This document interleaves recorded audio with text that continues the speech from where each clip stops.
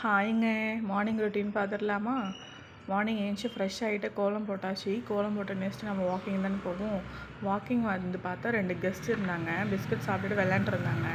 Video எடுக்குன்னு தெரிஞ்சு அழகாக பறந்து போயிட்டாங்க.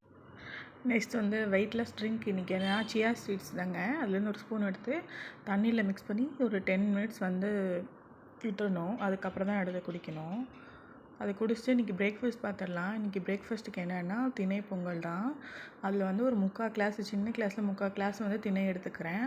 அதையும் 3/4 கிளாஸ் வந்து பாசிப்பருப்பு எடுத்துகிட்டு ரெண்டுத்தையும் ஒரு 4 or 5 டைம்ஸ் வந்து வாஷ் பண்ணிக்கணும். வாஷ் பண்ணிவிட்டு ஒரு 15 மினிட்ஸ் வந்து ஊற விட்டுட்டேன்.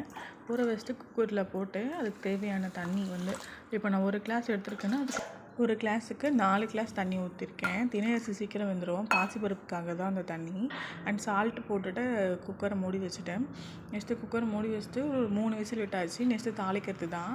எண்ணெய் ஊற்றி மிளகு, ஜீரகம், இஞ்சி, பச்சை மிளகாய், கருவேப்பிலை போட்டு தாளிச்சிருக்கேன். அண்ட் வந்து நெய்யும் நான் நட்ஸும் ஆட் பண்ணல. ஏன்னா நம்ம டயட் ஃபுட்டு தான் சாப்பிட்றோம். அதனால் எனக்கு தோணல போடணும்னு. உங்களுக்கு வேணால் நீங்கள் ஆட் பண்ணி சாப்பிடுங்க. நார்மல் பொங்கலை விட இது ரொம்ப நல்லா இருக்குங்க. அண்ட் ஹெல்த்தியானது கூட. அண்ட் இந்த பொங்கலுக்கு வந்து தேங்காய் சட்னி, சாம்பார் கூட வச்சு சாப்பிட்லாங்க. அண்ட் மார்னிங் ரொட்டீன் முடிஞ்சிருச்சு. இதுக்கப்புறம் ஈவினிங் ரொட்டீனில் பார்க்கலாம். மறக்காமல் எல்லோரும் லைக் பண்ணுங்கள், ஷேர் பண்ணுங்கள் அண்ட் சப்ஸ்கிரைப் பண்ணிக்கோங்க. பாய்.